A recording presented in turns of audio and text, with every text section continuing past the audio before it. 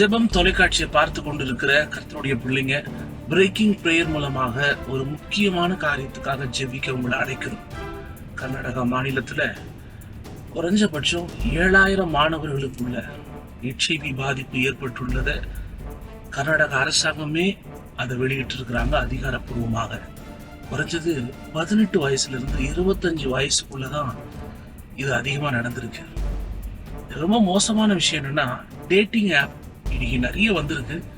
கர்நாடகாவில் மட்டும் இல்ல, தமிழ்நாட்டிலையும் நிறைய பேர் அதை பயன்படுத்துறாங்க. தமிழ்நாட்டுடைய நிலைமை இன்னும் அதிகாரப்பூர்வமா அறிவிக்கப்படலை, ஆனா பாதிப்புகள் அதிகமா இருக்குன்னு பேசிக்கிறாங்க. ஜெபம் டிவியை பார்த்து கொண்டிருக்கிற கர்த்தருடைய பிள்ளைங்க, தயவு செய்து உங்க பிள்ளைங்களாம் என்னெல்லாம் ஆப் யூஸ் பண்றாங்க, யாரோடலாம் பேசுறாங்க, கண்காணிக்கிறது முதன்மையா இருக்கணும். ஏன்னா இன்னைக்கு உலகம் மோசமான ஒரு சூழலுக்கு நேராக எல்லாமே மொபைல் தான். நல்ல செய்தியும் அதில் தான் வருது, கெட்ட செய்தியும் அதில் தான் வருது. அதனால தயவு செய்து இதை நீங்க கண்ணோக்கி பாருங்க. உங்க பிள்ளைங்களை செக் பண்ணணும்னு சொல்ல, அவங்களை கண்காணிக்கிறது ஒரு தகப்பனுடைய தாயுடைய ஒரு வேலை. எப்படி தன்னுடைய பெரம்ப கையில எடுக்காத தகப்பனோ தந்தையோ தன் பிள்ளைய பகைக்கிறன்றது போலதான் கண்காணிக்காம போறதும். அதனால தொடர்ந்து பிள்ளைகளுக்காக நாங்க வாலிப பிள்ளைகளுக்காக ஜெபிக்கிறோம். முக்கியமா தமிழ்நாட்டில் இருக்கிற வாலிப பிள்ளைகள் பாதுகாக்கப்படணும்.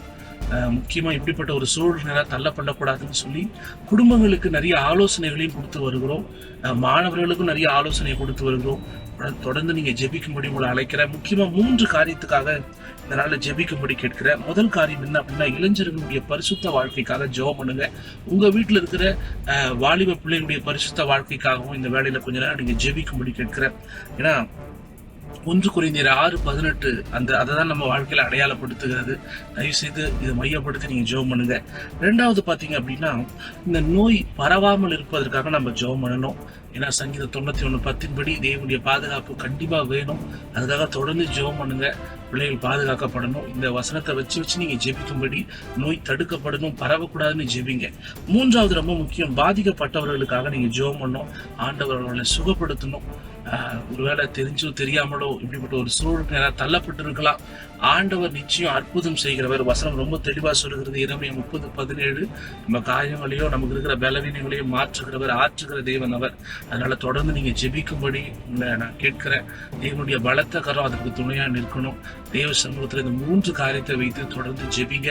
உங்க பிள்ளைகளுக்காக பிரத்யேகமாக நீங்க ஜெபிக்கும்படி, இது அநேகருக்கு பகிர்ந்து அவர்களையும் ஜெபிக்க வைக்கும்படி உங்களை நான் கேட்கிறேன். ஒவ்வொரு தடவை ஒளிபரப்பாகும் போது இந்த 3 காரியத்துக்காக தொடர்ந்து ஜெபிங்க. நம்ம தமிழ்நாடு பாதுகாக்கப்படணும், கர்நாடகா பாதுகாக்கப்படணும், இந்தியாவில் இருக்கிற ஒவ்வொரு வாலிப பிள்ளைகளும் பாதுகாக்கப்படணும். தொடர்ந்து ஜெபம் பண்ணுங்க. தேவன் பெரிய காரியத்தை செய்வார். ஆமென்.